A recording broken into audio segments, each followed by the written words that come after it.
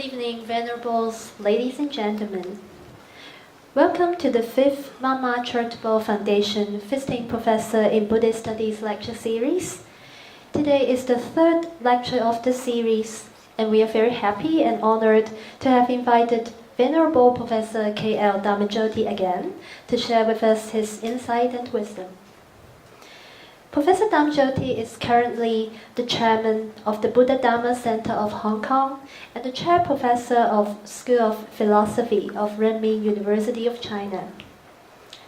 As many of you may know, Professor Dhammajoti is a leading scholar in Abhidharma and is well versed in all the Buddhist scriptural languages, including classical Chinese, Sanskrit, Pali, and Tibetan.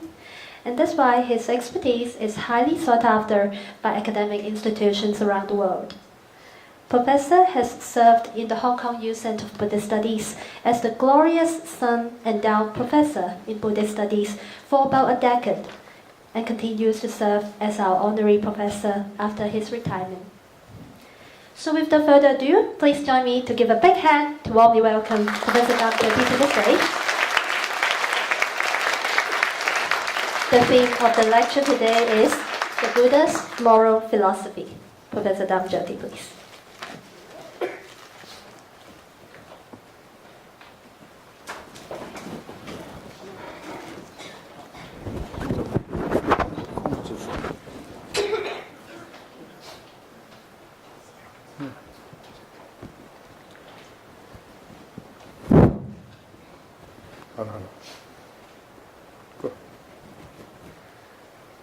Good evening, Venerable Hin Hong, Director of the Center of Buddhist Studies, Hong Kong U, Professor Lancaster, and other professors and learned audience, and Mr. Leong Ka-chai, Chairman of the Mama Foundation, and other dear friends. Tonight is the 3rd lecture, and I'm pleased that in spite of the very cold weather, there are still quite a few people here. The title today is The Buddha's Moral Philosophy. I hope that having listened to me in the last 2 lectures, you would have understood my attitude and my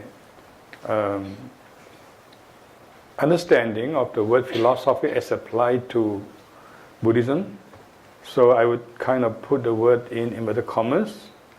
And to me, philosophy in Buddhism ultimately means the verbalization of the enlightened experience. However, for the sake of convenience, in a lecture like this, I think it is still appropriate to call it a philosophy, a moral philosophy of the Buddha. Now, of course, you also have heard my views on Buddhism, whether it's a religion or not, that I said that I sometimes prefer to stick to the word religion for one or a better term at present. And if it is to be understood as a religion, and it must be understood as a humanistic, non-theistic religion, and it is non-authoritarian. And in fact, perhaps a better way to understand what I call the Buddha-Dharma, not Buddhism as such, is the path of higher or spiritual evolution. Concerning this, I have stressed particularly a path for the unfoldment of the human potential. That, of course, is in keeping with the understanding that it is a humanistic religion. And also last week I talked about the supremacy of the mind in Buddhism. So today, when we are talking about the moral philosophy of the Buddha, as you can expect, these features I've just mentioned also must be kept in mind, and the so-called philosophy of morality are certainly in keeping with these features. Now, firstly, talking about Buddhist morality, the word that is to be noted first of all is the word sila or shila in Sanskrit. This term has been commonly rendered as moral behavior, ethic, virtue, and even more popularly, precepts, and sometimes restraint, and so on. But all these terms do not quite properly reflect the true significance of the conception, the Buddhist conception or the Buddha's teaching of morality or sila. I'm using the word again myself, morality, because there aren't many words to choose from in English. So at the beginning I want to point out that instead of these more usual renderings like moral behavior, ethics, and virtue, and I'm going to use sometimes, every now and then, some of these terms as well, I like to stress today the meaning of sila, the fundamental meaning of sila as nature. The word even in Sanskrit itself means either habit, custom, nature, disposition, and so on.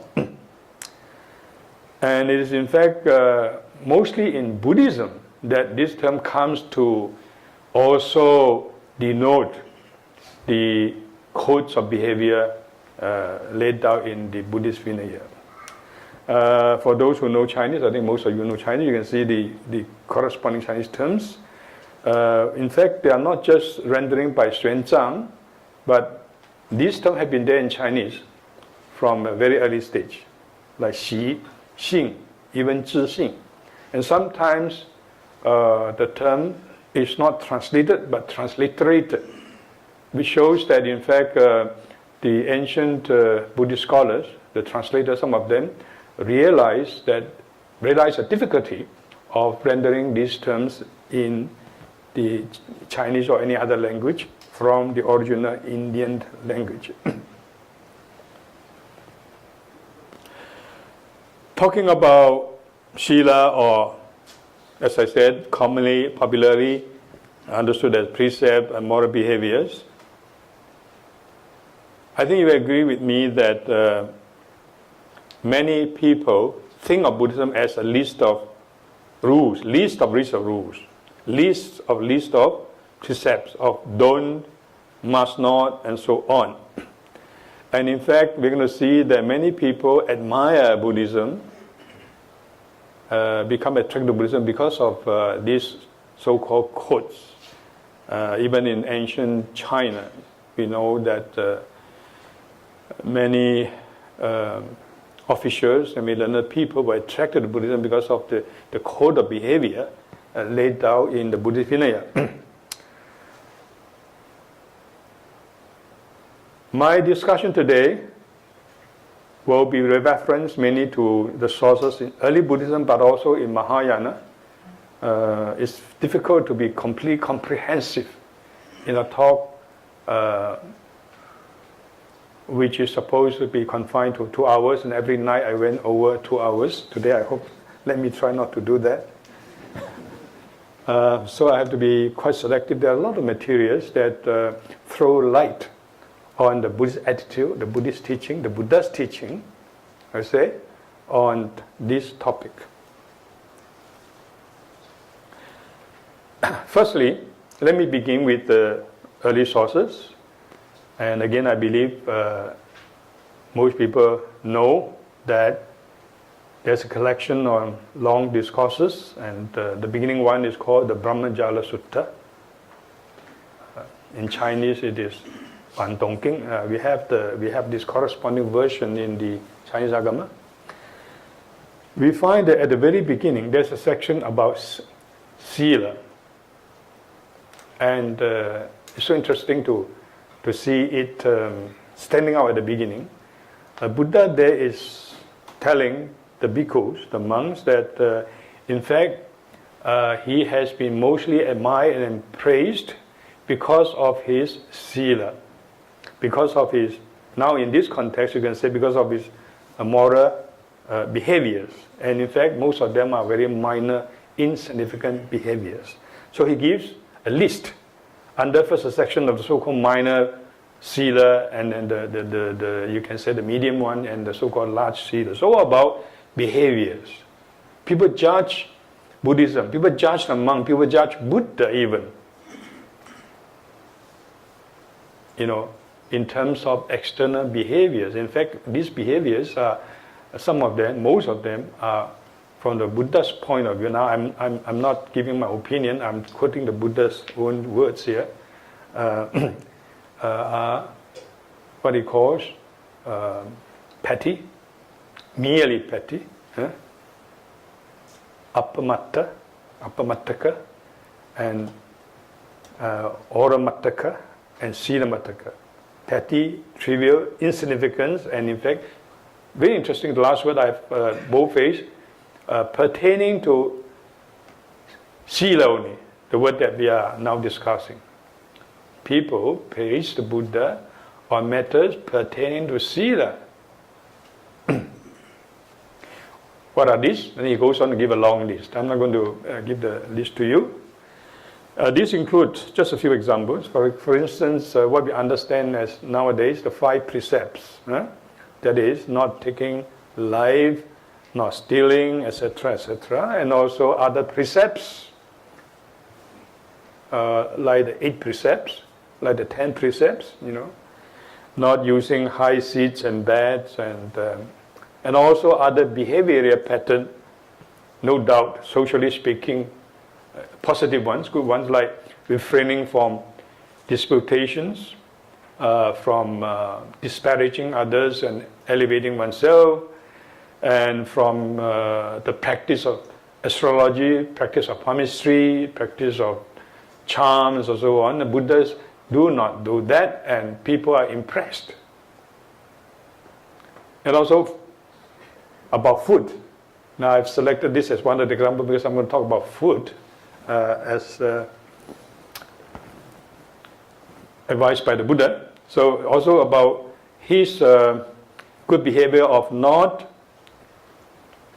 using stored up food and drinks. So these are, to the lay people, to the outside people, whether Buddhist or outside people, these seem to be very important. It's all about external behavioral pattern. And in some countries, if you eat after lunch in the evening, then you're not considered to be a good Buddhist, or you're not considered to be a monk in the proper sense even. So we see that in this sutra, the Buddha highlights these things. And he says, those are the wrong ways in which people praise me. Those are the things that should not be the basis for their admiration of me. So what should be the basis? The Buddha now proclaimed in these words. And here is a translation from the Pali. There are other Dhammas, profound. I have highlighted just a few. Profound, hard to see, hard to awaken into. You can see the word there. Du Anubodha. Peaceful, excellent, beyond the domain of reasonings. Some people like Buddhism because it's intellectual. They even say it's scientific and it's logical and rational. And they think that that's what Buddhism is. Or Buddhism is all about. We have discussed things. Continue. So to be experienced by the wise. Which the Tathagata, having himself realized, he emphasized personal realization, spiritual realization. Realization through the so-called higher knowledge, or higher knowledges, abhinya, and then proclaims to the worldlings. So these are the, in other words, the profound, difficult to understand, excellent spiritual attainments, spiritual wisdom of the Buddha, on the basis of which, on account of which, those who are truthfully praising the Tathagata, that means him, should properly praise. Not, in other words, on account of those insignificant, petty behavioral patterns pertaining to what is known as sila. So this is a very clear, explicit proclamation by the Buddha in this sutta at the very beginning. Of course, then he goes on to talk about the different wrong views and so on, and then he shows that in fact the Buddha knows all these views and even more, and so on.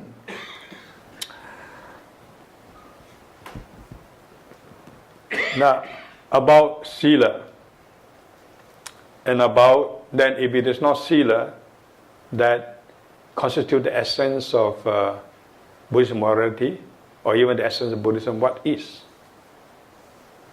So we'll go on to discuss this point. In this context, let me point out that I don't quite agree with many people who describe Buddhism as the goal of Buddhism as as moral perfection.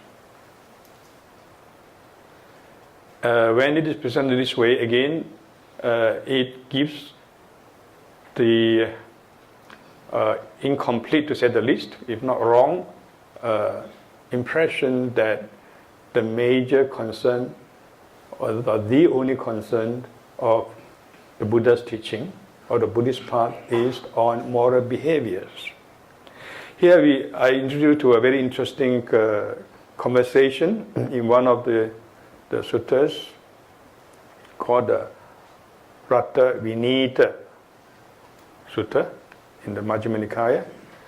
And here we see a dialogue between Sariputta, wisdom par excellence in early Buddhism, and another apparently very wise monk, bhikkhu, by the name of Punna Mantariputta. So Sariputta asked this bhikkhu, Mantariputta, for the sake of what? For what purpose is the spiritual life lived under the Buddha? By spiritual life, I'm translating brahmacharya. I think it certainly means much more than just a life of chastity. So I think it's a better translation. So for what purpose is that life lived? Is it practice? 就為咗乜嘢而修梵行呢？響佛陀嘅七下修梵行。That is a question. And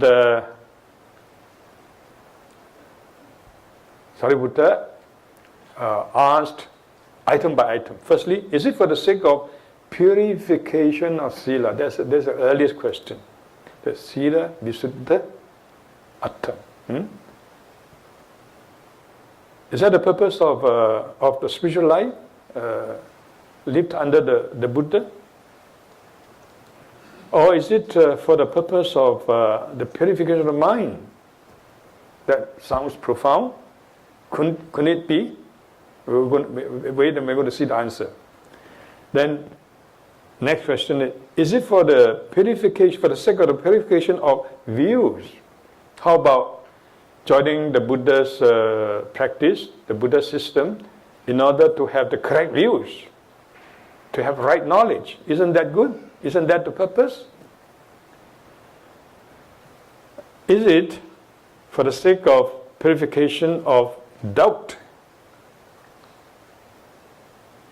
that has both intellectual and psychological significance, both cognitive and affective significance? Then, is it for the purpose of knowledge and vision of path and non-path? I have commented the word knowledge and vision, jnana dassana. Note that I have used a hyphenated word. It's just not just intellectual knowledge, but it's something higher. It involves the aspect of spiritual insight. So, in the Pali and Buddhist texts, in the Indian languages, that compound is preserved. I think we should note that. It's not just jnana, but jnana dassana. Dassana is vision, insight, seeing. So in other words, at least what we should know is that it's not just in the mere simple, superficial sense of intellectual knowledge, what we understand as knowledge ordinarily. So, is it for the sake of knowledge vision of the path and non-path? Makka. This is just one translation possible. Makka can also mean what is possible, what is not possible. That's for our discussion is good enough. I keep it as path and non-path. And is it for the sake of the purification of the knowledge and vision again of the way of practice, the patipata? 就係嗰個道啦，係咪修行嘅道？係為咗修行嘅道，在拔陀七下修梵行呢？ Finally, is it for the sake for purification of knowledge vision itself? Very interesting. Now, it's very interesting to note that Mantani Puttas in each case answers no, definitely no. So in other words, the spiritual life is not lived under the Buddha for the sake of so-called morality or moral behavior or sila. Not even for the sake of purification of mind. Not even for the sake of purification of views. Not even for knowledge and vision. Of makka, or of practice. Or even purification of knowledge and vision. This really makes us think, the earlier description we have just seen, Buddha speaks of his insight, his attainment as being profound, as beyond, thoughts, intellectual understanding, and so on, to be experienced by the wise. You can see that if we understand this thing in the ordinary rational sense, no, even these are not the most important things. The essential basis for our admiration, for our learning from the Buddha, in other words, for being Buddhist, for being committed to Buddhism, not any of this. Oh, that looks a bit serious, right? So Sariputta said, look, I asked you item by item, with reference to progressively important aspects of the Buddha's, insight and so on. In each case, you said no. So I don't know what do you mean? Why is the spiritual life lived under the Buddha if not for any of this? Not even for the purification of knowledge, vision.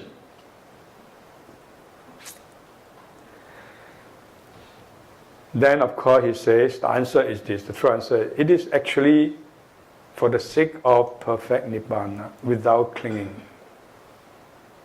In other words, for the attainment of perfect enlightenment, perfect Nibbana, right, which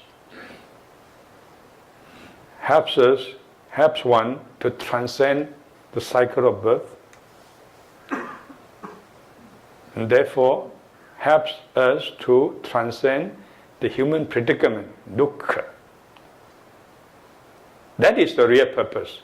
So you can say that this is the real basis for praising, appreciating the Buddha, and you can even interpret to mean that, paraphrase it to mean that is a real basis for us to be committed to Buddhism, to be attracted to Buddhism.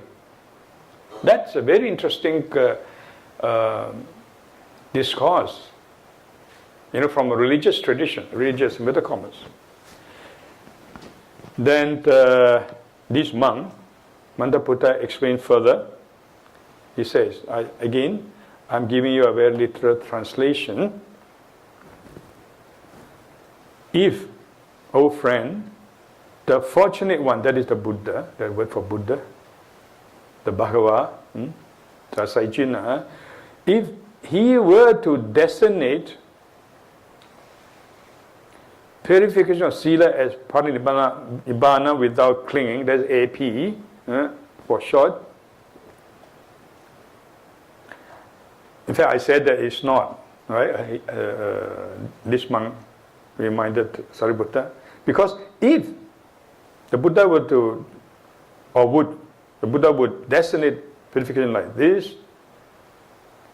Just perfection of sila is a final goal, nibbana without clinging. Then he would have designated just what is accompanied by clinging as parinibbana, as parinibbana without clinging. Why? Because if parinibbana could have come about without these states, an ordinary wording would attain parinibbana, since ordinary being is without all these states like purification. Finally, in the sense of the freedom from clinging, the complete parinibbana. Of course, all these do not mean that Buddhism should not advocate moral training.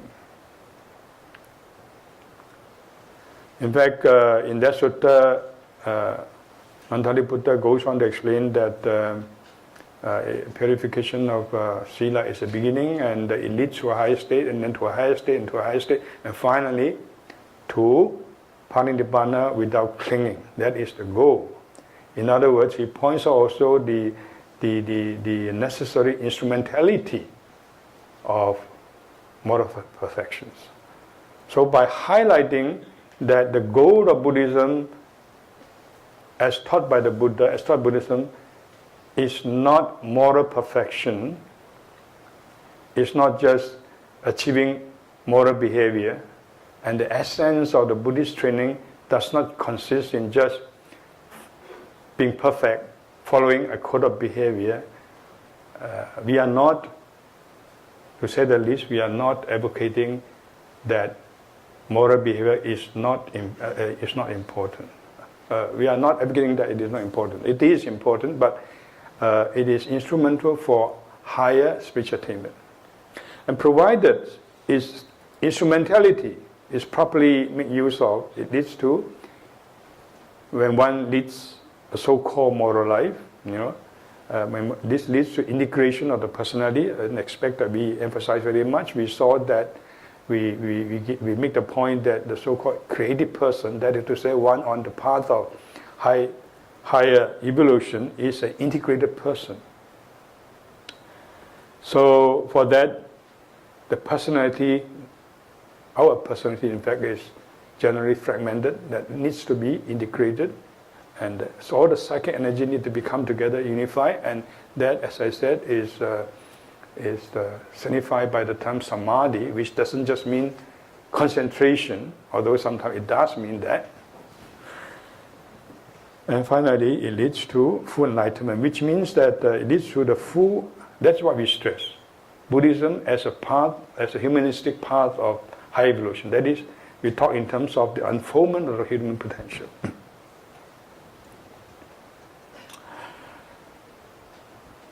Let us now go on to understand further about the Buddha's attitude to ethical codes.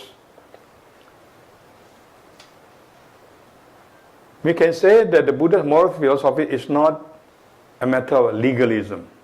You can do this, you cannot do that, you must do this, you must not do that.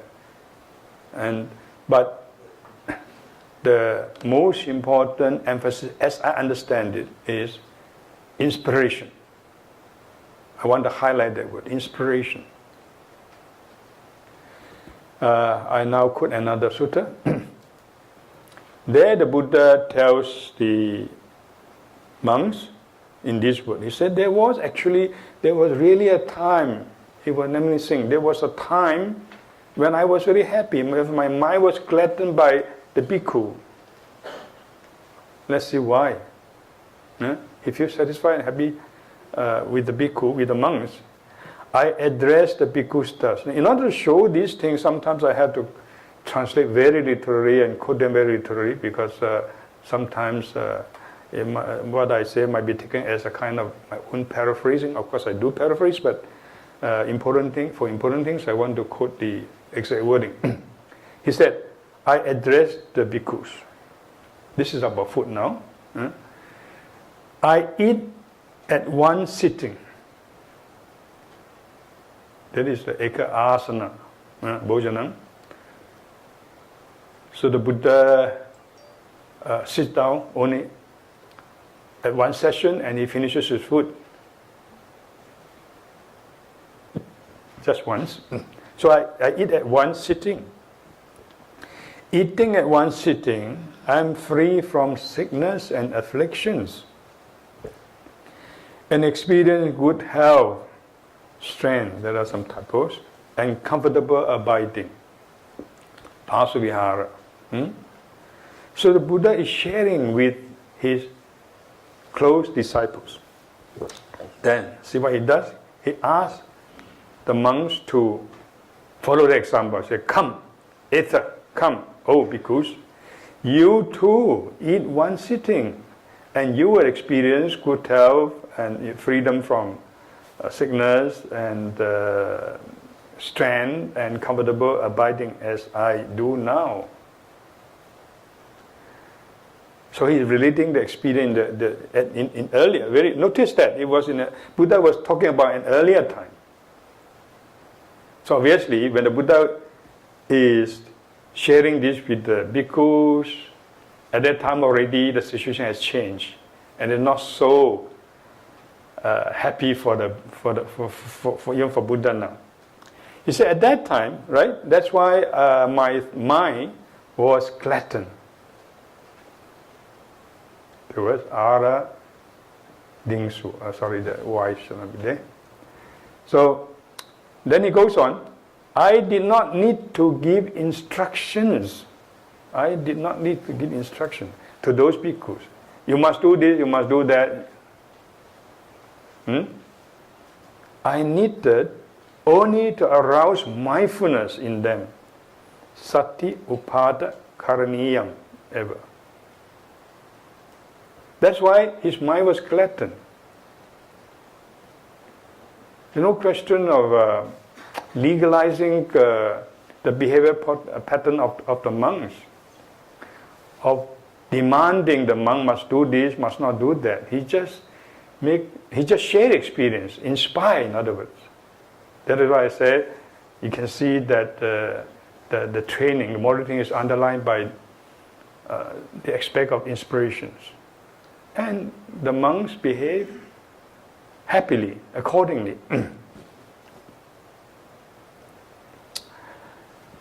This brings us to one interesting mention that is preserved in the different Buddhist Vinaya traditions. In Chinese we have the Vinaya traditions, we have Vinaya texts translated into Chinese, belonging to various schools. So that is to say, besides the Pali Vinaya canons, we have various schools like Sarvastivada, Mahasamgika, and so on.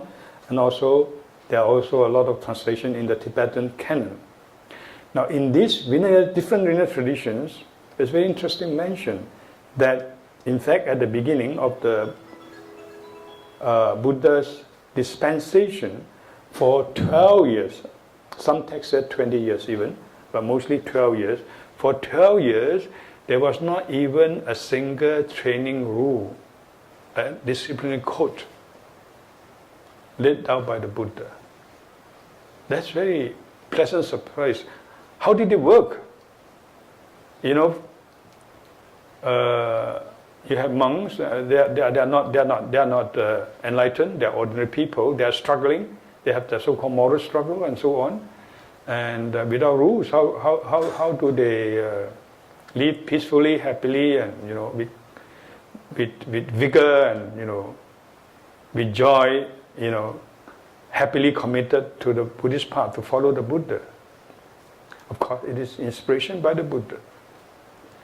Imagine that in the presence of someone like the perfected being, the Buddha, like we had just seen in the earlier example, the Buddha only needed to inspire, to say, well, why do you do like that? Look at what I'm doing. And look at the benefit I get by doing so. Why don't you try? That is enough. Now, this is moral training, if you like, in the early days. Extremely interesting.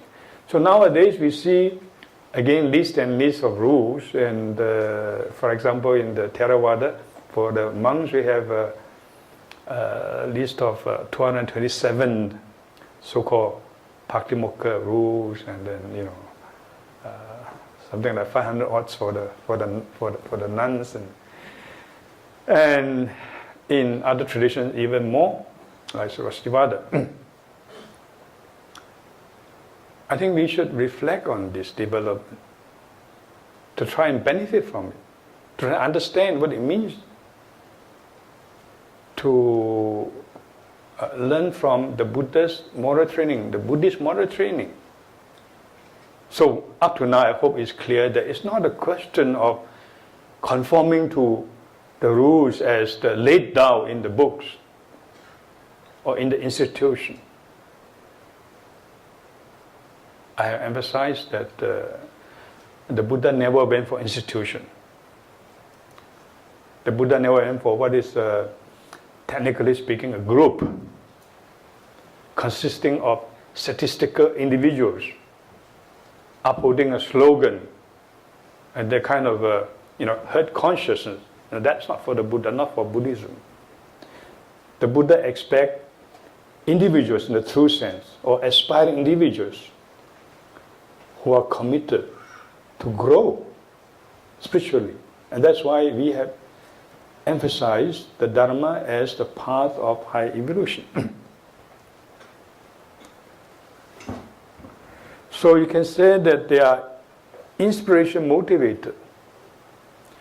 I'm tempted to make albeit a superficial comparison to some of the humanistic psychologists or psychoanalysts that I mentioned in the last two lectures, and I have also named Maslow. I quoted him, and he has the notion of meta-motivation and the notion of being needs, the notion of self-actualization, and also what he calls the path of growth motivation.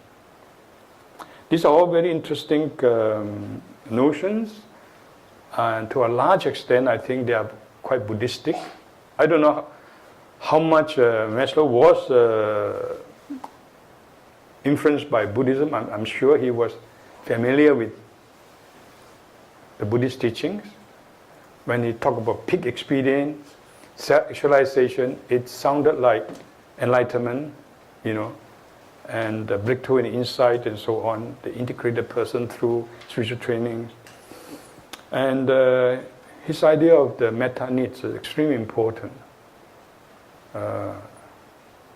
That you can't explain human behavior just in terms of the basic needs. People fight, people argue, people quarrel, people have wars because of the basic needs.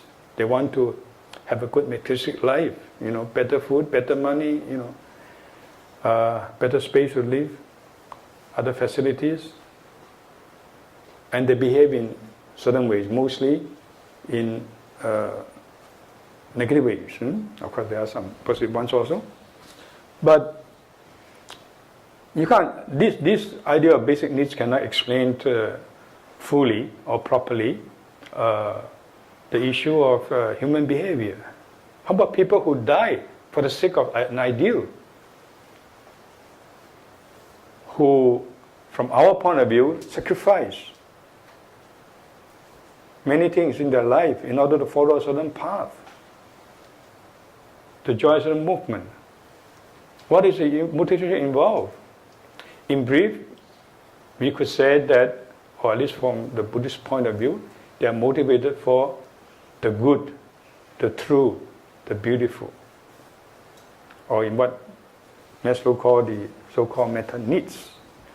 So there's this notion of higher needs, higher motivations, and sometimes he calls being needs as opposed to deficiency needs. These are very interesting ideas, very, very humanistic ideas in psychology. And of course, Maslow, like Eric Fromm and others, are emphasizing motivated for what? For growth. What does growth mean? Growth, essentially, in a human system, means the unfoldment, the progressive unfoldment of human potential. In the first lecture, I recommended Eric Fromm's books, Man for Himself. where he talks about, in fact, where he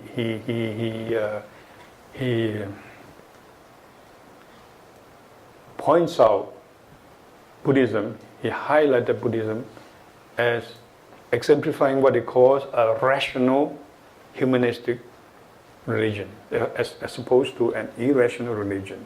And then he goes on to explain that as far as what he has described as rational religion, which he defines, roughly speaking, effectively defined, I would say, as a frame of orientation with a definite goal of devotion. So Buddhism can be fitted in there. You don't have to bring in the idea of God and Creator and so on. So he praises. In fact, not only he praises, he goes so far as to say that the need of that kind of religion responds to the human situation, to the human predicament, and committed to transcending it systematically, deeply concerned with the question of the meaning of existence, the purpose of existence. Such a person is religious, irrespective of whether he goes to the church or he goes to the temple. So he says that we have seen, he said in his words, the question is not religion or not, but which religion. Whether it's a religion that encourages the unfoldment of the human potential, or one that discourages it, even suppresses it. So that's the only choice we have. So Buddhism also would say similar things, that growth means the progressive unfoldment of the human potential. When the human potential is fully unfolded, when humanity is truly achieved, because humanity is yet to be achieved, when that happens, one becomes a so-called Buddha. That is called enlightenment. Coming back to related, because I started by using the example earlier of the Buddha sharing his experience of having a single being. I feel very shameful because now I'm not observing the rule for many years. And I did that for many other years long ago for various reasons. But anyway, let me introduce you to another discourse called the Padali Sutta. So there also we see, in fact, at several places, you see the Buddha recommending it, sharing this. Why don't you do like that? Oh, monks, I'm doing like that and I get all these benefits. Try it. He has never said you cannot eat after 12. In some places now, you can eat after 12. You could eat after 12, but only up to 12, 18 minutes or 20 minutes past 12. It's so mechanical, so legalistic. What I want to say is definitely that's not the spirit of the Buddhist moral training. You see, in this example, the Buddha never insisted that it got to be done. If you don't do it, I'm going to punish you, So, for one thing at this stage we can say is that the Buddhist moral codes are not meant as punishment in the vein of the worldly legal systems, police system. You are caught and then you are punished, and not even awarded as such. So anyway, so here also in this discourse, the Buddha shared that experience and urged the bhikkhu to follow the example. There was one monk who was very stubborn, and it's very interesting to read this example. His name is Padali. He said, "I'm sorry, I'm not going to follow that advice." And he did it openly in the Sangha, as if he was challenging the Buddha. No, I'm going to do that. Not only privately. Now this is in the Buddha's time.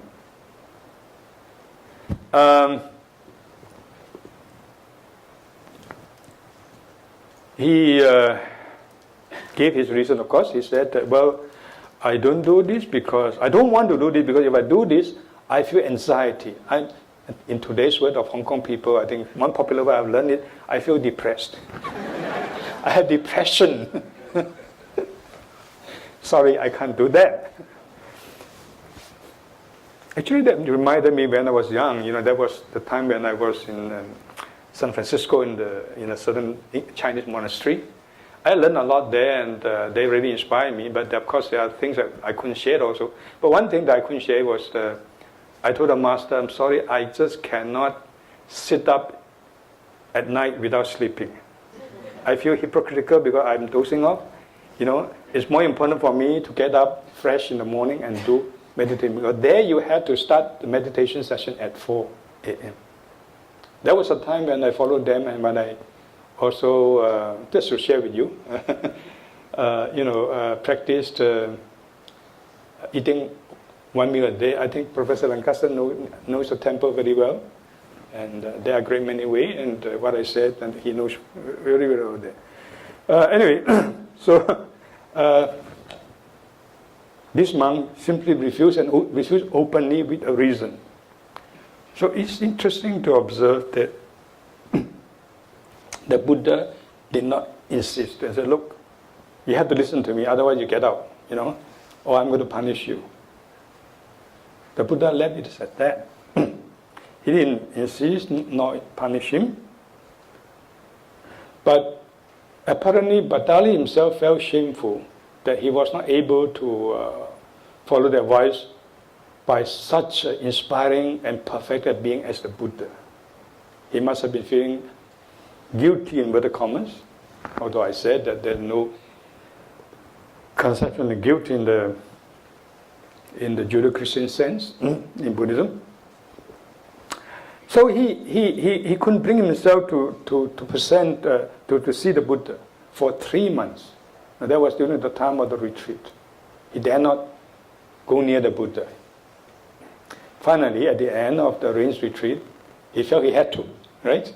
And the practice was at the end of the retreats. That's the time you ask for forgiveness from other members who practice. It's a wonderful, beautiful practice. It's time to reflect on whatever wrongdoings you have committed during the rain retreats and make effort to have a new stage, a new start. It's a beautiful thing. So every year the monks do that. In fact, in Theravada countries and also in some Mahayana sectors, that practice of retreats. In China, of course, we call it summer retreat. It's still practiced. So the Buddha then Bhattali then make offerings to the Buddha at the end and ask for forgiveness. The Buddha, "Of course we forgive you. Sure, I forgive you." Then only the Buddha took the opportunity to advise him, to exhort him, to explain things to him, and make him look into his own nature. What a obstinate, stubborn person you have always been. I've observed that even on early occasions. You have been like this. But for your own good, for your own sake, think about yourself, reflect on yourself. This is what the Buddha said. To cut the story short, you can read this sutta. But then again, still, the Buddha, note that the Buddha still did not say, "Oh, anyway, you have done something wrong, now you have yourself sinned your own fault, then I'm going to punish you for your own good." No, nothing like that. Oh, I forgot to tell you. In fact, in that dialogue, first the Buddha said, "I ate only one meal a day, at one session. You follow? Why don't you try that?" And he said, "Sorry, I can't," and he gave the reason, right? And then they said, "Okay, if that's true that you can't because you feel anxiety, right? How about having one part of food when you are offered the food, have one part and leave another part to be eaten later, like a concession." But they said, "Sorry, even that I can't do, because even for that I will feel anxiety." And Buddha left it at that. Anyway, then Bhattali asked a very interesting question. He said, "Lord, I have observed that, in former time, we know that there were less disciplinary codes, rules. But at that time, more bhikkhus attained perfection. More bhikkhus gained perfect insight. But now, there are more and more rules, but less and less attainment. How is that? He was puzzled. He was reflecting on himself, of course, in this context. And he came to this insight, the observation. Now, let's look at the Buddha's answer. The Buddha says like this. Again, this is basically a very literal translation. Buddha says, when beings are deteriorating or declining,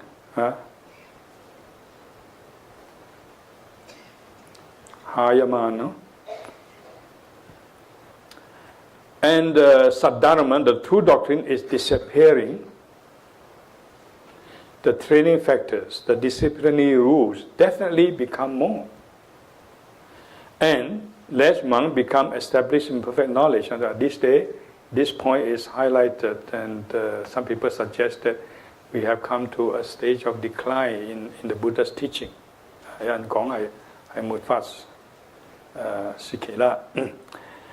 Notice that this was in Buddha's time already. The disciples already exclaimed, could not help observing that even in the Buddha's time, it was no more like in the good old day when the Buddha said, I was once, my mind was fully gladdened by the bhikkhu because I only needed to inspire them without giving them any special instruction.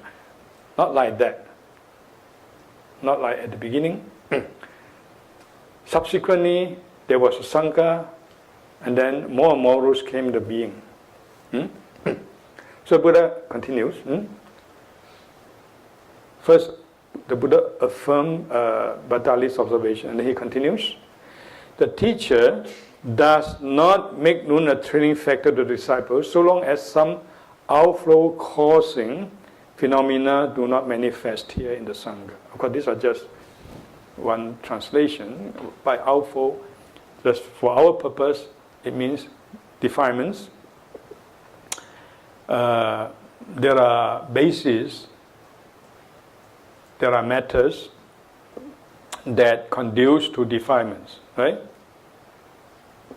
And and then after some time, since the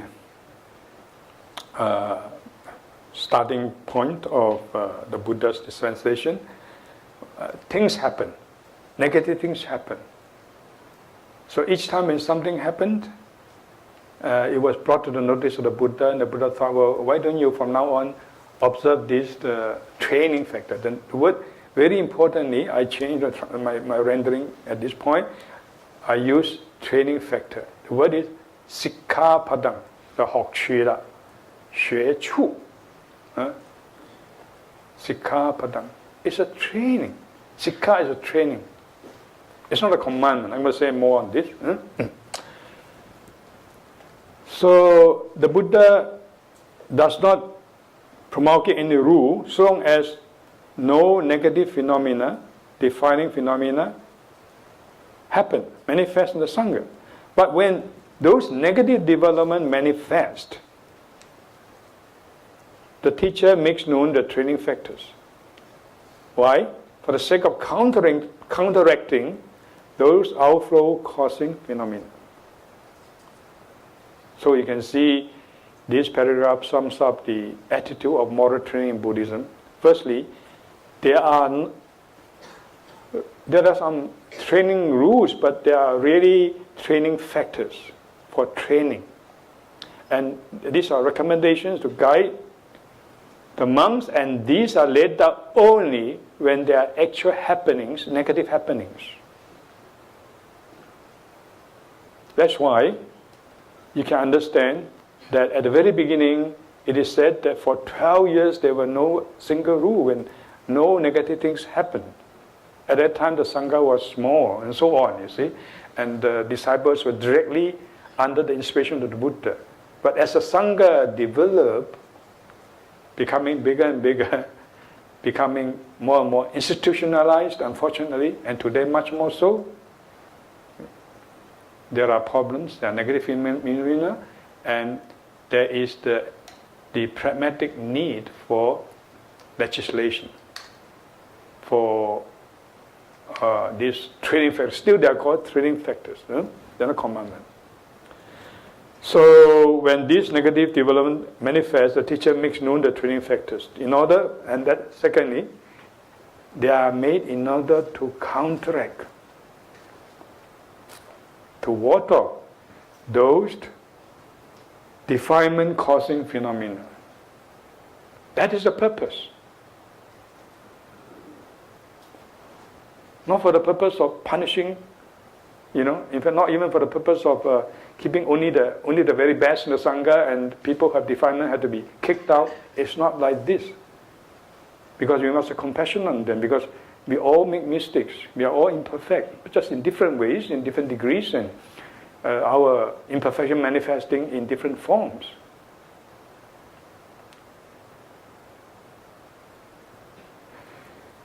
So this is for a pragmatic purpose that training factors are laid down. The next paragraph is also extremely, for me, inspiring and interesting. Then he goes on to say, those outflow causing phenomena. Notice I use this term very, in a way, sometimes too literally, but just to keep the wording. So it is, for example, asavat thaniya.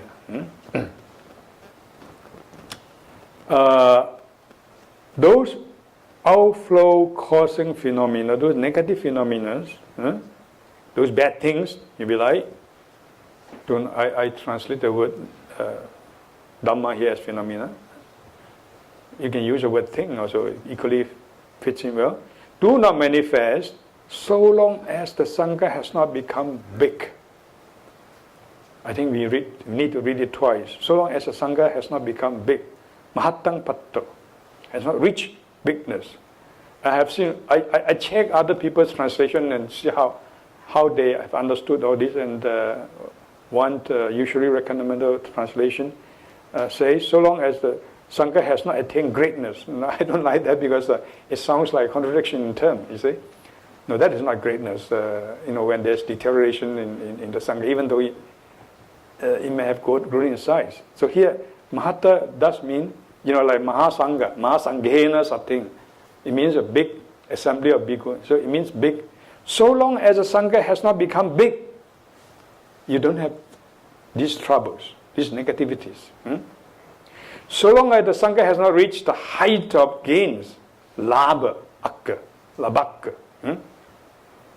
So as the Sangha has not reached the height of fame, becoming famous, becoming rich. And today, unfortunately, many religious institutions, including Buddhist ones, we can't make excuse, are aiming precisely for this.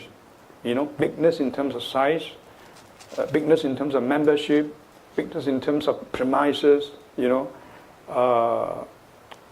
and important in terms of having bigger and bigger, not like the way we have, little accounts, but bigger and bigger accounts, really mean big accounts. More and more famous, all these things. So long as the Sangha has not reached those states, there's no problem. And one more thing, so long as Sangha has not reached great learning, that's also requires our attention. It's not that, if you have more and more knowledge in the ordinary sense, intellectual knowledge, then you are better and better. No. In fact, if you have more and more learning, you get confused sometimes and you get misled because spiritual insight is in nature different from knowledge, although it can. In my first lecture, what I was saying, one point I was making is that we can have confidence in scientific knowledge, in sense-based knowledge, right? Only from the perspective of your own personal spiritual experience. The latter should be the criterion. But today, mostly it's not like this. About learning, it's mainly about intellectual learning. So that the Buddha was warning us that these are words that really we must we must bear in mind, even, and not only even, but more so at the present time. And so long as the Sangha has not gained the height of recognition, I have abbreviated, I forgot to abbreviate here also. So, bigness, right? Best of gains, best of fame, great learning, height of recognition. These are factors that we have to watch out in the moral training of Buddhism. And when these phenomena exist, there is deterioration. Buddha said, when beings are deteriorating through Dhamma discipline, this will happen. So I often remind myself, I'm also not perfect, and I want to share with other Buddhists that my understanding is that Buddha has never been, the Buddha's own so-called Dharma has never been an institutionalized religion. Fundamentally speaking, the very nature of Buddhism, of Dharma, is against institutionalization.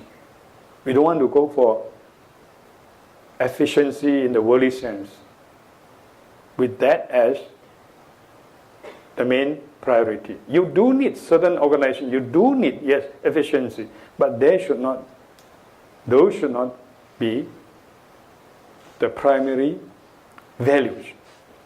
What you need is spirituality. Not bigger and bigger premises and so on. Anyway, this is not an occasion for me to speak too much on this, but this comes out from this passage. It is a warning. So that answered the question and explained this explanation to the monk, right, who has come to very sincerely reflect on himself, why he's like that, and then he accepted the Buddha's advice and he asked this question. He was concerned with this. So we know the purpose of the Buddha laying down moral training rules, right? And the reasons also now why they have been necessary.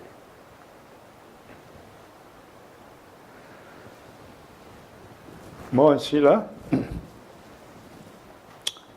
The next point I want to make is that Sila is voluntary undertaking. I've said that it's not commandment. One meaning is that it is a training factor that you yourself undertake. You commit to that undertaking. Voluntary also is to be read very slowly and carefully, because I have said in the first lecture that, first and second lecture as well, the creative, the spiral path of growth, the path of high evolution is a voluntary one, as opposed to the path of biological, so-called lower evolution, which is involuntary. Whether you like it or not, you are swept along by the process of evolution. But if you want to take part in higher spiritual evolution, it must be done voluntarily. So that is why the stress on individuality. So Sila is firstly voluntary individuality, and it must be something that comes from within. Voluntariness implies that. It's not a question of conforming to a set of codes laid down in the Buddhist institution, in so-called Buddhism. That's why in Buddhism there are no commandments, unlike in other religions, and there's no thou shalt not kill, thou shalt not, and there is no sinning against any outside authority. No question, no conception of sin in that sense. This doesn't mean there's no conception of evil, by the way. Yeah? Don't get the two things mixed up.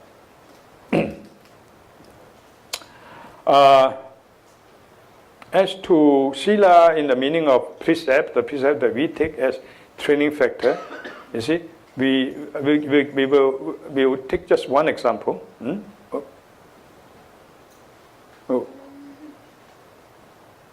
Yeah, this simple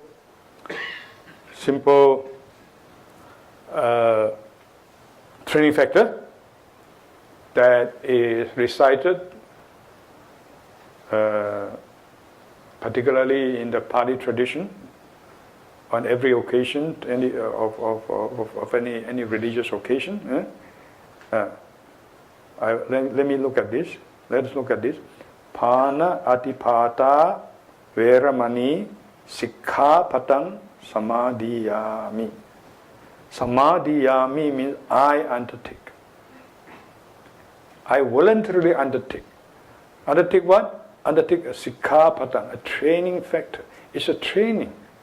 I'm undertaking because not out of fear of the Buddha or of the Guru, of the institution. Not for the sake of conforming to the institution or expectation of the fellow members of the institution, but I undertake it. The training factor of restraining from killing. So every so-called moral code is given in this form, effectively. I undertake this training factor, that training factors. They're all training factors. They are not commandments.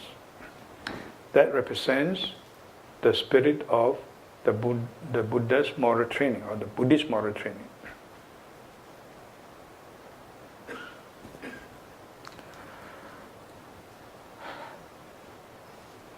For it to be voluntary, for it to have true moral significance, these ethical undertaking must be preceded with a commitment to the ideal of growth.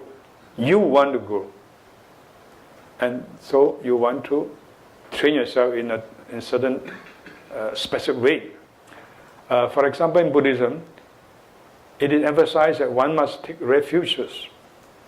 Taking refuges, the 3 refuges must come first before the precepts. So in that sense, again, don't quote me out of proportion, in that sense, from that perspective, the taking of refuges are more important than the precepts. It must come first. Your commitment, your voluntary participation of the part of highest growth must come first. It's not this rule, that rule, even as training rules, training factors. And if one commits sincerely enough, commits sufficiently to the spiritual goal of, what is the spiritual goal? Remind ourselves, is the unfoldment of yourself as a human being, of your own human potential. Then one will know by oneself how one should live, how one should practice. That's why it is said, that's why there's a tradition that for 12 years there had not been a single, even training rule.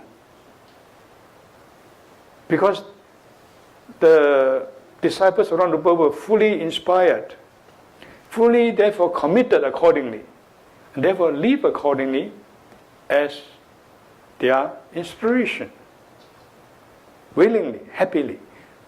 Obviously, they were also ordinary people with all, defects, imperfection of craving, hatred, like the way we have today. They are also struggling, but they struggle with happiness. In Chinese, the Buddhism, there's the term "fat hei," Dharma priti. Even though we make mistakes, even though we feel unhappy with it, but in that sense, but on the whole, we have delight in the Dharma, in our struggle. So we can think of the example of the mother's love towards her only child. This is a common simile in Buddhism, and those who know the Karuna Metta Sutta, for instance, will know what I'm talking about in this example. The Buddha says, just like a mother towards her only child, and the mother is willing to risk her life in order to protect the only child. Now, I would add that a mother like this is truly voluntarily committed to protecting, to loving the child. And because of that commitment that precedes, she knows herself what she must do. And if she doesn't know, she will learn, she will find out what is best for the child. There's no need for someone to say, to boss her, you must do like that, you must do like this. Other than in the form of friendly sharing. She's struggling. She simply wants to find out how she must behave. For example, she mustn't be selfish. She must share her food with the child and, let the child have first, and even when she's hungry and so on. These are so-called, from our point of view, they're so-called virtues. But they come spontaneously, directly, naturally from within. That's what I want to stress. The mother. And that comes about because of commitment. By the way, that's why in Mahayana Buddhism, a bodhisattva career starts with making vows. And the essence of the vow is for the universal salvation of all sentient beings. That's commitment. That's vow. Once you have that vow, according to the Mahayana teaching, the practitioner will be propelled, swept along by that vow. With all his or her difficulties and failings, he or she will go on. And I might add, according to Mahayana teaching, is this vow as the spiritual energy that helps us solve many problems. Things that look insoluble, impossible. Your so-called depression is a small thing. Just drop that. Anyway, so that is a good example. So commitment, vow, comfort. Then only the career begins with the practice of the 6 parameters, 6 perfections. 就係6道啦。所以每一個菩薩要發願啦。So that's why every Bodhisattva has a set of Bodhisattva vows. And that is the Buddhist spirit. I don't call it necessarily the Mahayana spirit, but we must give credit to the Mahayanas because they are the people who, who underscore very powerfully, very successfully this aspect of vow, the aspect of compassion. I'm going to talk more about this in a few minutes. Still on the word sila, because that is a central term for the so-called Buddhist morality. Now I want to suggest, in the light of what I've discussed so far, I want to suggest another rendering for sila. I often do this in my books and in my articles. I often translate sila as ethical alignments. So today, let me explain myself what I mean by this, why I use this term, ethical alignment. Basically, it's the idea of, if you like, tuning in. To borrow a term, or not to say borrow, but perhaps a term that reminds us of the hippie movement and what is the name? Timothy Riley and others who talk about tuning in, dropping out. So I think it does have very profound meaning, spiritually speaking. I'm not asking you to be hippies, but I think we should appreciate the aspect of tuning into human nature, and but that is also one essential aspect of Taoism, for instance. You don't contravene your your own nature. If the police try to impose too much system artificially, there's going to be more problems. Let the good nature of a person comes up. Anyway, that is ethical alignment. That's part of it. So sila, I have said, even in the Indian language, and also supported by the Chinese translations, is understood very often as nature. 就係性，自性。Interesting. So from today, don't just think of sila as Kai. This precept, that precept, this restraint, however important precept and restraints are, but more fundamentally, more importantly, sila, I'm suggesting, let's remind ourselves the original basic meaning of sila in the Indian language. It means nature. And I suggested ethical alignment as well. So, sila's nature is the training to continuously align with, this is the thing, align with, that is to say, I mean, tuning in with. Align with what? Tuning with what? That's very important. The holy, the sacred, the expired.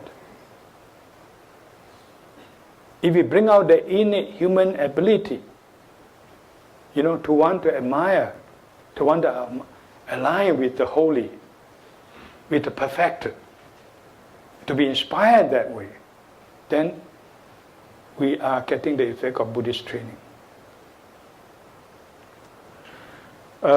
In our devotional sessions, I often emphasize that today, modern men, sorry I'm using the word men too much, I mean including women, I just mean human, modern human, have lost our ability, have become inhibited, from expressing our profound, I must say, spiritual emotions from within. I use again the word spiritual also for one of the better terms. You know how fluid that term is. Anyway, in any form of Buddhism, including Theravada, there is a teaching not only in just theory but in practice. You see,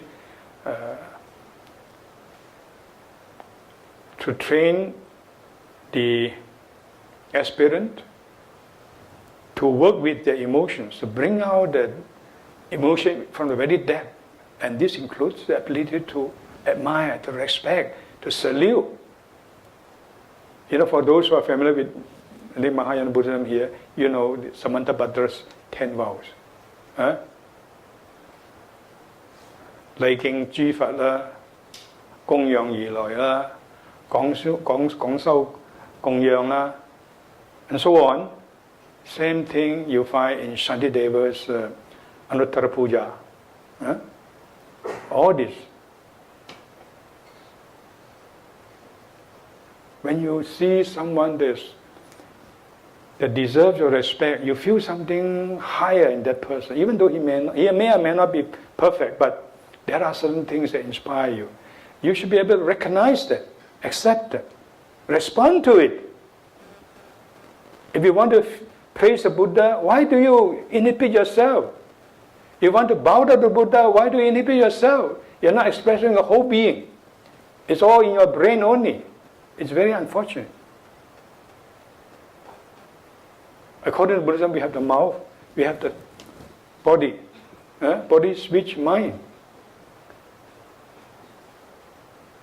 In ancient time, in the time of Buddha, one reason why there were less problem is because people were more natural in bringing out this inner yearning in terms of Eric Fromm's emphasis. We all have the so-called religious need. It doesn't have to take the form of praising the Buddha. I'm just using the example in the context of Buddhism. But you see someone whom you respect so much, you love so much, you admire so much. What a tragedy if you can't even express those feelings of love, respect, admiration. That's why in every form of Buddhism, I say including Pali Buddhism, and it can be proved, in the Pali Puja, and then we do it at a little center once a week also. You praise hymns, you worship Buddha, you do vandana, you salute the Buddha, you praise, you eulogize the Buddha, Dhamma, Sangha, in beautiful poetry. And this is preserved in Chinese. This is even much more developed in a way, in a sense, in Tibetan Buddhism. So in all Buddhist traditions, that is including Theravada, that has been represented generally as a very rational, intellectual system, you see this. Look at the Theravada pujas. It's a training, a practical training to bring out your inner yearning, inner emotions, and to learn to feel inspired. And these are very, very important things.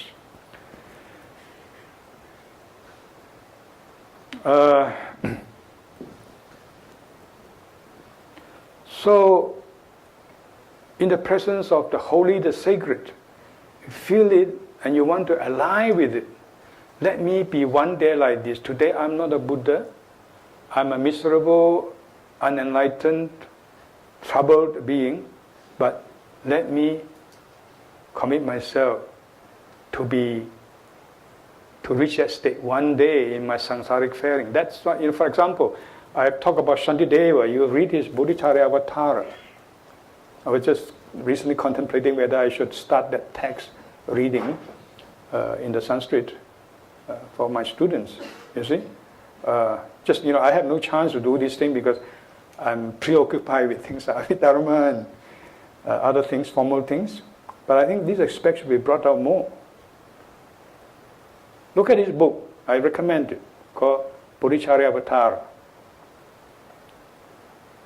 Entry to the path of, or to the career of enlightenment. And there are English translations, several translations. We have a Chinese one, but I have read the Chinese one, but it's not very inspiring, I must say. The translation is not very good. But I think you get much more even from the English translations. There's several, mostly from Tibetan. So, this process, this committed, explicit effort to want to tune in, to want to align with the good, with the holy, you can say that's Sila. Eventually, one day, we will acquire that nature. So, you can say it in Buddhism, just like perhaps you can say it similar to the expression of some existentialist. In Buddhism, there is no fixed essence. It's a being that comes first. For instance, in the philosophy of Sartre and others, you create the essence by your being. And your essence consists in your being. You create your, now to use your words, your sila, your nature. But it must be a conscious process. You must consistently work at it. Consistently align. Consciously tuning until you become one with it. Until that is your nature.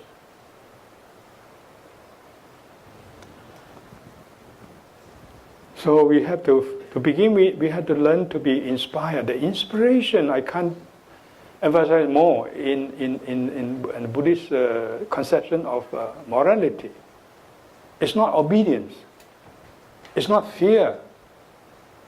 It's not conformity. Even though these are not necessarily evil, what are those qualities, depending on how they are expressed. But it's inspiration. Or to use a term closer to Maslow's notion, we must be growth motivated. Growth, that is to say, into the, as I said, perfect state of the holy, the sacred, the sages, through internally aligning with, this is sila, this is ethical training in Buddhism, with these states. Eventually, that's your essence. You define your own essence. You have, in Buddhism, you as a human has the complete freedom to do that. In fact, nobody outside you.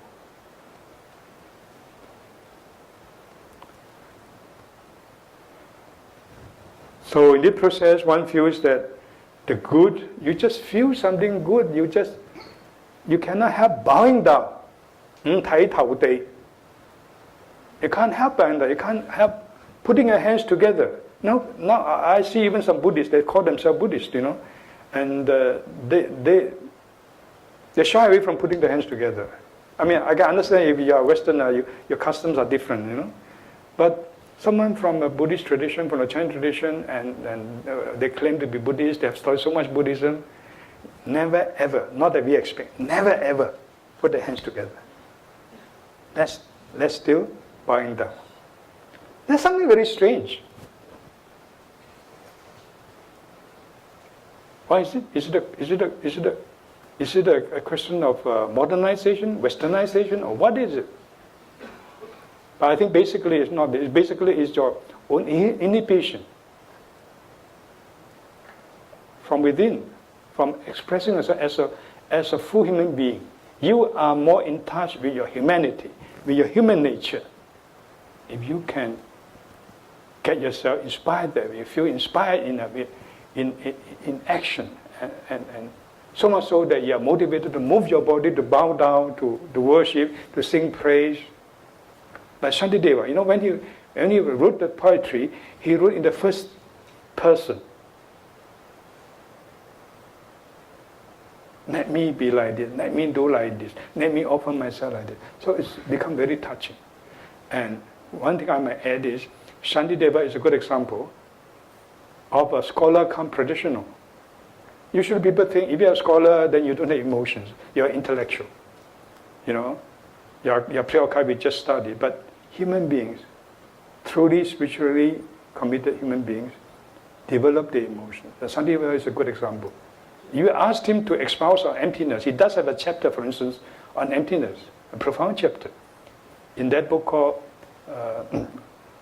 Bodhicharyavatara, and of course he has another book left for us called Siksha Samuchaya, Pusa Hokchi. That also we have a Chinese translation.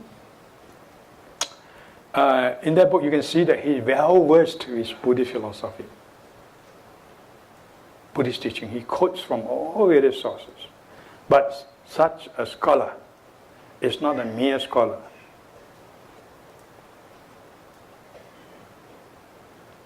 And when he writes poetry, it becomes so inspiring. He writes in the first person. That is expression of his own feeling in that book. How, why he wants to be a bodhisattva, to practice the Bodhisattva path.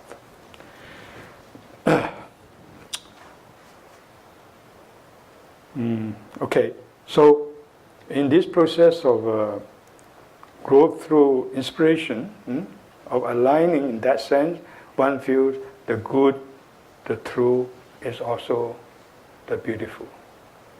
Chan, sin, this sums up the ideal of Buddhist, if you like, moral training. Let me here talking about tuning in, talking about being inspired, and how this can help us in our moral struggle according to Buddhism. Let me introduce, for the reason of brevity of time, I can't give you other examples, but one example I've thought of is two mental factors. I've said that Buddhism also could be understood as a very profound or the most thoroughgoing form of psychology if it is understood in the sense of the study of the human psyche. It is. But I warn you about the boundaries that you must bear in mind between the Buddhist psychology and the ordinary modern psychologies. So, as psychology, it's profound in the sense that it analyzes the mind very deeply.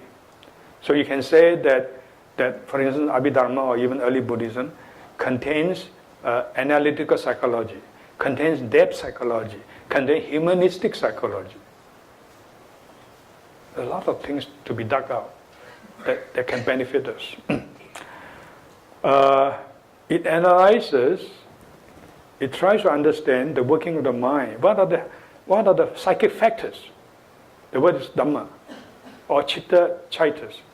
The psychic factor operating on the human psyche, making a person positive,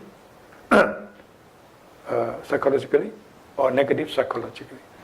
Making a person happy, making a person depressed. What happens if a person has faith? What does it mean? And so on and so on. Now today again, this is all Abhidharma, and it takes a lot of time, and I'm not going to expound on this, but just to say that Abhidharma offers very, very deep, profound analysis.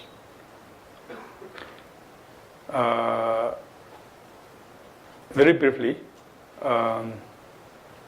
it speaks of a set of psychic forces that are universally operating in any given state, mental state that arises. So whenever your thought arises at all, there are other factors. So they have worked out a set of 10 forces. For instance, there's always the aspect of the psychic force of sensation.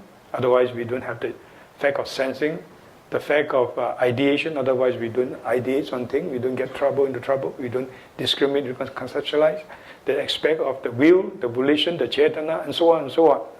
Huh?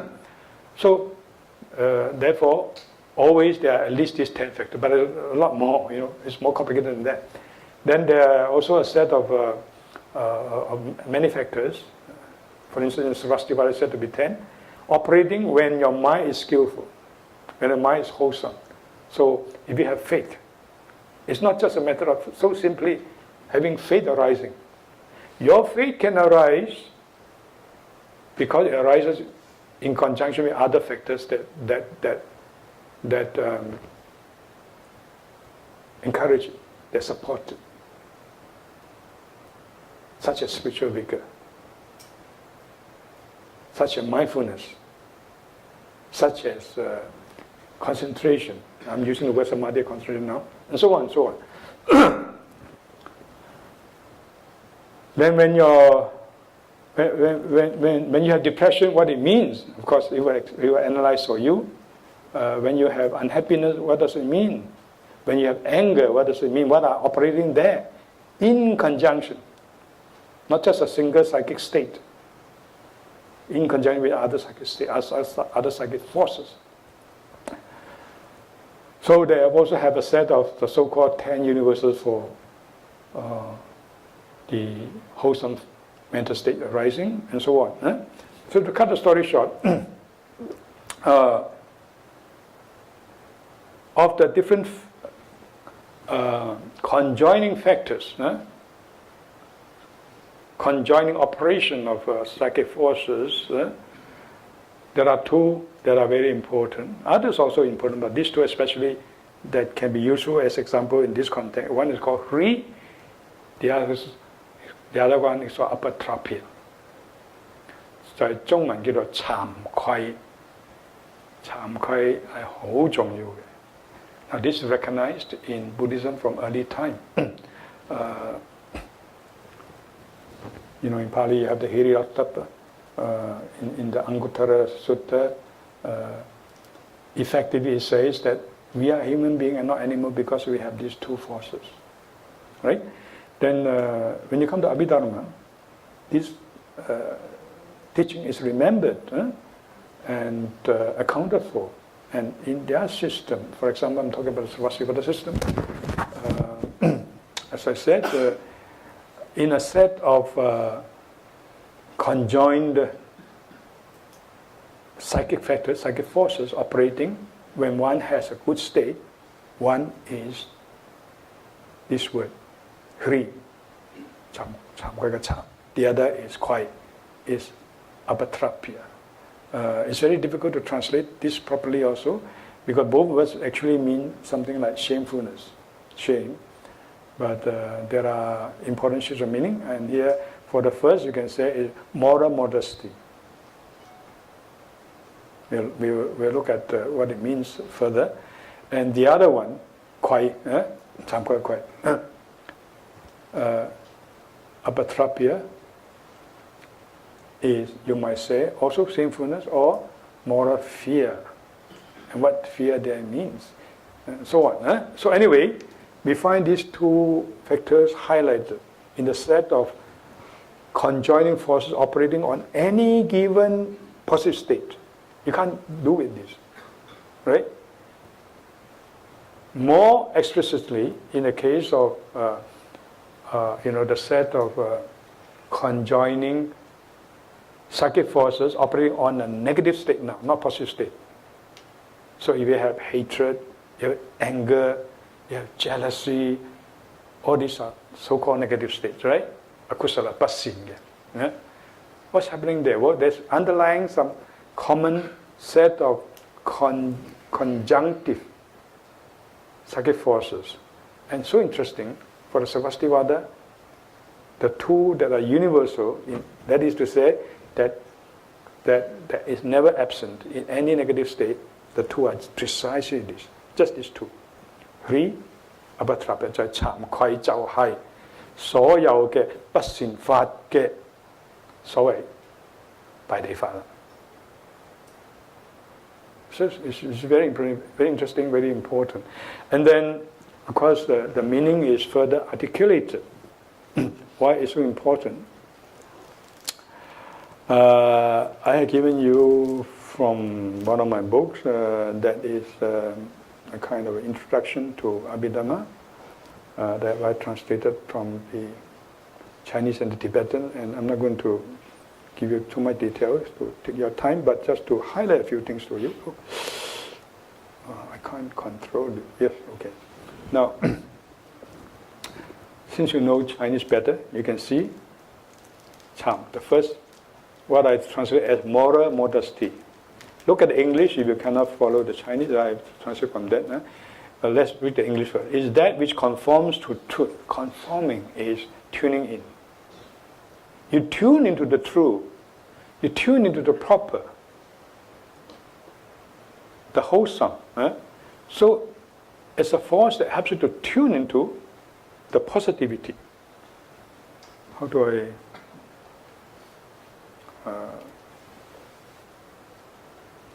too big?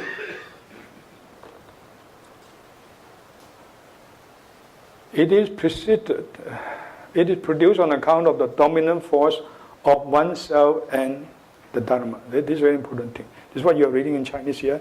就係自同埋法真相所生嘅。自就係自己啦，法就係因為法嘅影響力，真相可以咁講影響力或者自影響力。So it's in English is a dominant influence of oneself. First, the aspect of yourself from within you, and also from outside you, and also from truth itself as inspiration. How do I make it back smaller?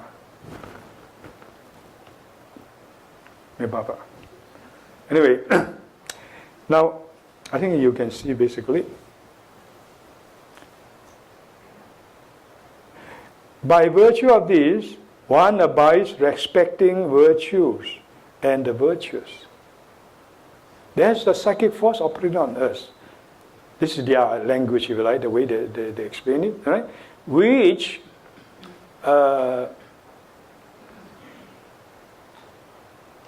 brings about the effect, which encourages our mind to tune into the true, the proper, and makes us abide respecting. Respect comes out from you because of this force. You know, for the Abhidhamma system, you have a so-called Dharma, a space factor, when you can analyze and prove that you can't explain the complexity of human phenomenon of experiencing something without that unique factor, such as, for instance, sensation factor, volition factor, and so on. So here, there's a factor. Why are we moral? Why do we feel shameful? Well, that's a force, and they give it a name called Ri. You follow the idea? So, by virtue of this, right, one abides respecting one. That respect just comes out. You feel you want to show respect. You feel you want to sing out praises, want to offer flowers, want to offer fruits, incense, too. Like in the puja. So respecting virtue and the virtues. You feel inspired by them. You want to emulate them. 呢個係慘啦。Right? So now, of course, inside here it speaks of the inference, dominant inference. This is also a difficult translation. It's adipati of oneself and the Dharma. So it's from within you. You internally, because of your commitment to the spiritual goal, you feel, oh, let me not be like this. Let me change myself. Let me develop. You see? And also you feel inspired by others outside. Oh, how good they are, these people who are outside, the holy people, the sacred, the sages. Even though I'm not quite like that now, I fall far below that, but they're inspiring to me. I feel happy simply to be aware of their presence. This is a very important force.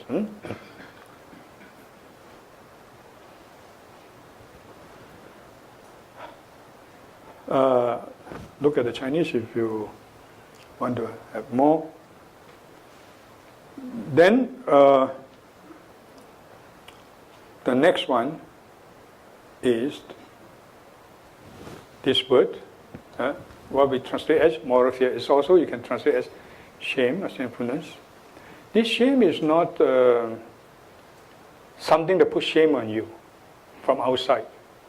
You yourself feel shameful, and this shameful is, again, for one or a better term, I qualify it by the word moral fear, moral shamefulness. Shame because of your sensitivity to want to grow, sensitivity of your commitment, of your vow. So it has a cultivation of virtue as a precondition. So there is the development of so-called virtue, then only one can have so-called moral fear. Fear of what?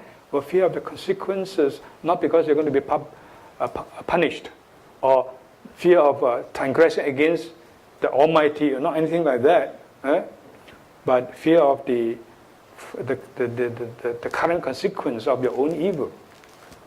That you're going to trap yourself more in sufferings, and also cause more suffering to others.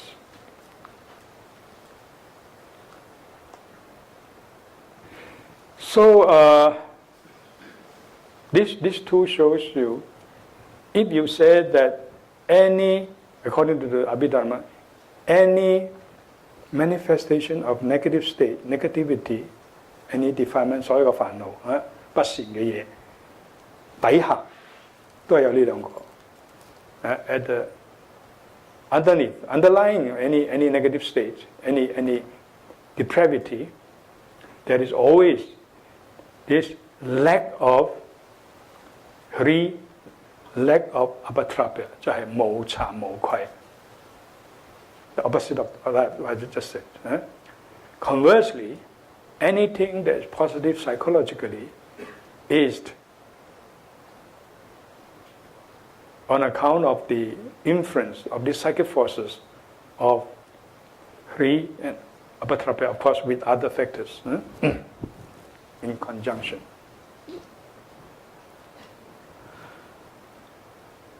So these two examples are highlighted because in the context of moral growth and moral sensitivity, and also it helps us to understand the Buddhist conscious awareness of what's happening when you are morally, if you like, your behavior morally significant. It comes from within you, and also you feel inspired. Both 自發同埋智同埋法增上 both. You're affected by your own inner awareness, inner sensitivity on the one hand, and affected, inspired, drawn by the force of truth, by the force of holy. That's what's happening in moral training in Buddhism.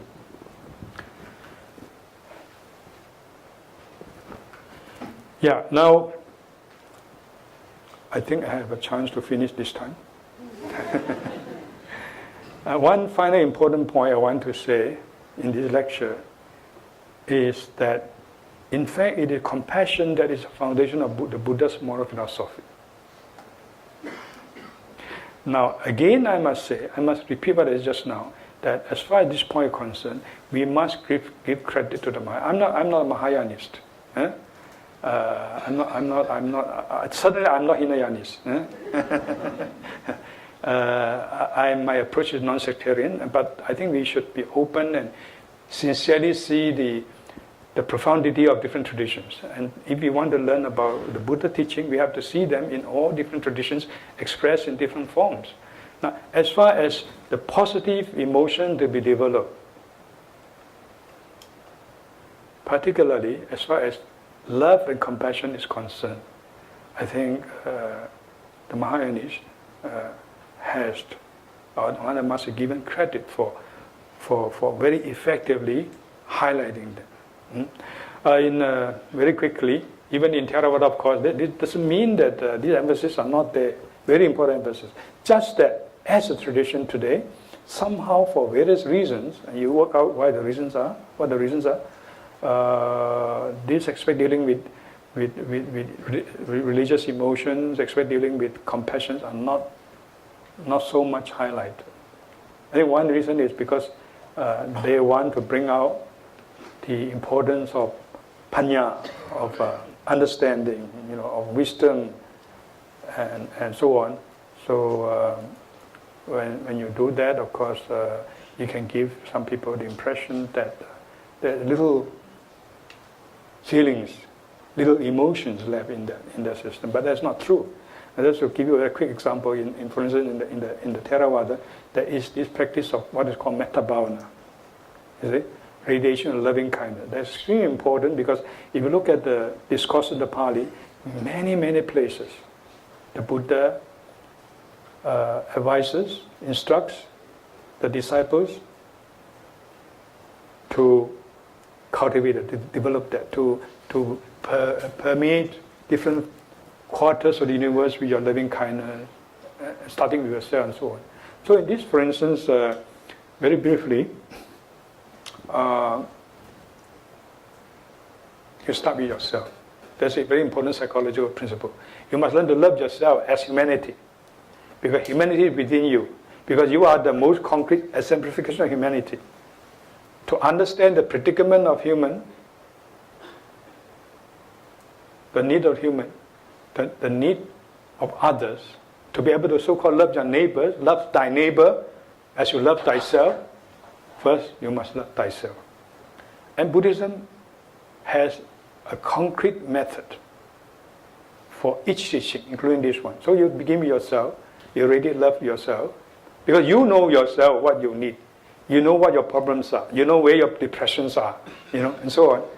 So you work with that. You feel very concrete about your innate, I'm talking about now innate quality, innate, intrinsic human quality of love and kindness, first on yourself. That is not selfishness. So Eric Fromm has very eloquently distinguished between selfishness on the one hand and self-love in this sense. Not narcissism, you see? Not only wanting yourself to be good but not others, not caring about others. But you love yourself as humanity. As I try to show in the second lecture. You see? For the fully creative spiritual being, like the Buddha and so on, you see, they have transcended the dichotomy, the duality, the opposites between caring for oneself and for others. Self-benefaction and other benefactions. Both dimensions, both aspects are in all their actions. So, this is the first. And then you go on to expand and develop this loving kindness towards a near and dear person, because psychologically you feel that it's easy to radiate that to someone whom you love most, who care most, who are concerned most. Visualize the person in front of you, you radiate love to him. then third, the so-called neutral person, fourth, the so-called enemy. It's just a relative term. And then, importantly, you expand in different quarters until you feel your love pervades the whole universe. And you don't have a special object, whether it's yourself, your dearest person, or whoever, your enemy, but no special object of your cognition. You just simply want to love. And at the time you feel one in the totality of love, the energy of love in the whole universe. It's a very beautiful thing. And that makes, if you practice like this, it makes your existence much more meaningful. It amplifies the meaning of your existence infinitely. So you have this teaching, very concrete, in the Theravada also. Now, by the way, when you analyze what I've just described to you very briefly, at least you can see that, firstly, it's a method to work on your spiritual emotion, come from within you, and you're aware. Each time you practice, you're aware, yes, I do have love. Everybody has it. Even the most depressed person has it. All the good qualities. Bring out the good qualities. They will counteract the negative ones, counteract your depression. So that is really one aspect. The other aspect is that from the description, you can see that on the one hand, it's a process of perfecting your love, as the capacity of love as human being. On the other hand, what is really happening is that you are expanding and transcending yourself more and more. First, yourself is just you. Then you include the nearest person, a little bit bigger. Then the so-called neutral and so-called fourth person or enemy, and then all your friends and Hong Kong, the world, and then the universe, and then infinitely. When you truly succeed, imagine that. What is happening? You are experiencing no selfness, where you have transcended yourself. So it's a part of the perfection of insight through the perfection of love, or perfection of wisdom through perfection of love. When love is perfected in that way, compassion is perfected in that way, then insight is attained. Because you experience no selfness, no distinction between yourself and others. You can't help feeling the suffering of others, even if you want to, because the so-called suffering of others is your own suffering, existential suffering. So it's a very profound practice, and it is emphasized very, very much in the Theravada Buddhism also. So it is not to say that it's not there, but I want to introduce to you the Mahayana emphasis with a little time left. Let me give you just a couple of examples once again. I have been quoting Shantideva. I quote him again in another book called the Siksha Samachaya I mentioned. There he quotes a sutra called the Dharma Sankiri Sutta, and this is what he has to say. And again, this is a careful translation of mine, and some wordings are not the same as what you probably can see in other books. It's not the perfect translation, but try to be very literal. The Bodhisattva should not train himself in many doctrines. How interesting. It's not the more you learn, the better, Should not train in many doctrines. He should be well gladdened and should well penetrate into just a single doctrine. Eko Fata Kavala. Eko Dharma. He will come to have all the Buddha qualities within his palm. Karatalakata. All the so-called virtues, all the Buddha qualities are subsumed in compassion. If you have compassion, you have all qualities. This is the essence of the emphasis. I have translated very literally. I said that all the Buddha qualities are within his palm. By the way, Buddha qualities, Buddha-Dharma, doesn't mean Buddhist teaching or anything like that. The Dharma means qualities. Like, for instance, the 18 unshared quality of Buddha and so on. So, he will have all the Buddha qualities. What is that single Dharma? Great compassion. So, this text is telling us that the Bodhisattva really need to practice, to understand, to train in just compassion. Then you have all the virtue will follow. Where the Bodhisattva great compassion goes, there all Buddha-Dharma go. And it gives some beautiful examples about the sun coming out, when the sun is coming out, and all activities become very active, become operating. And so on. When the mind faculty is operating, since the mind faculty precedes all other activities, sensory activities, then all the other activities can work. If you don't have the mental faculty, then other faculty also do not work. And finally, I just give one example here. Another example is when the vital faculty exists.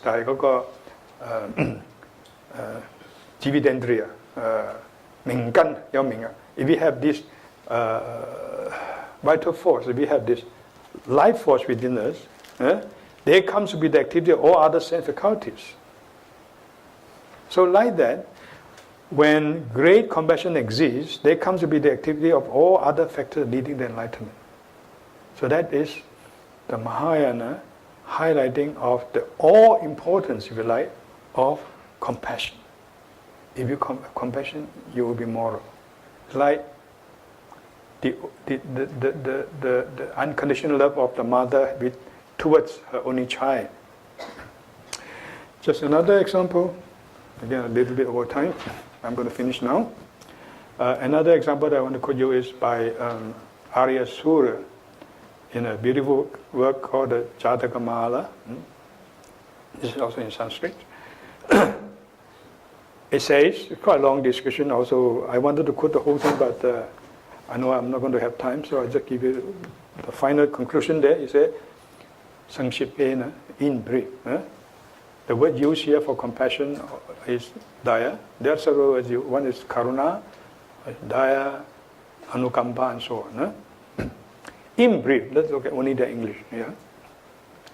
The wise ones thus firmly see compassion as the Dharma.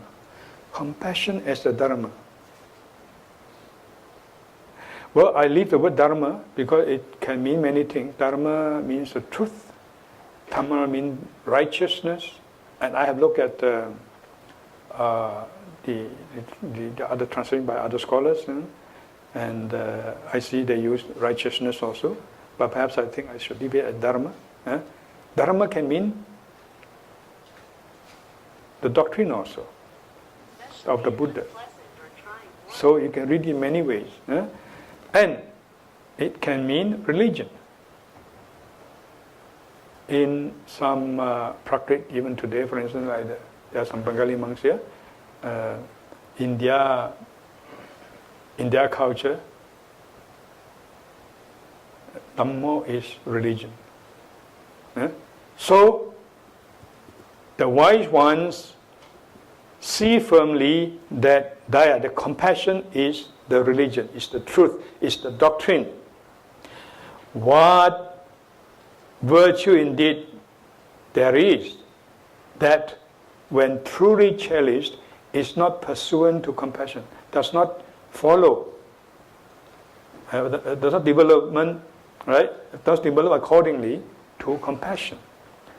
When you have compassion, all the virtue follows. So powerfully underscoring the importance of compassion. Compassion is the truth. Compassion is the religion, is the doctrine. It is indeed compassion that truly motivates one as a sentient being to seek the transcendence of predicaments. So that's why in Mahayana this is emphasized as the most important teaching. In this case, moral training. And also, I think if we want to unify all the different traditions of Buddhism, I think this is a good basis to unify. That is the basis of compassion. As I've tried to explain to you in these lectures, this emphasis of compassion and love is found in all traditions. Talking about that just now the translation I gave you, that the wise ones firmly see compassion as Dharma. Many translations, they use the word mercy. For the sake of our explanations, our discussion, I stick to the word compassion, even though it's not karuna. And here I want to conclude by quoting Hardaya. He's an Indian scholar who produced a book called The Bodhisattva Doctrine. I think it's good if you are following Mahayana Buddhism, if you're learning Mahayana Buddhism, that's a very good book, very important book. And it's very informative. It quotes very cogently from the Sanskrit and Tibetan sources. There also he discussed just now that bit, but perhaps not so elaborately as we have done. And this is what he says. He said, Sura, that is Sura means Arya Sura, the author of that. Arya Sura, by the way, was one of the top Buddhist poets in the Buddhist tradition. We have beautiful, another one perhaps more famously is Ashwagosha, Mahaman. Arya Sura also is a great poet, and just now if you read his Sanskrit again, you feel the power, the force of similes and so on. You know? And now Daya said this. Now he is somewhat paraphrasing, but I think it's very fitting also. This is what he says. Sura, I add here in this context, teaches that mercy, that is his word. That I have used compassion. Mercy is the sum and substance of ethics and religion. Because Dharma also means religion. So that's what the wise one, actually the word is, that's what Buddhas. Buddha doesn't mean Buddhas, when you see Sakyamuni Buddha and that's Buddha is a past participle, means those who are enlightened, who are wise. That's what they see. Compassion or mercy is the very essence, the very foundation, the very substance of Buddhism, or for that matter, of religion and ethics. And that, of course, includes Buddhist ethics. I think that is a fitting place for me to end my talk. Thank you very much.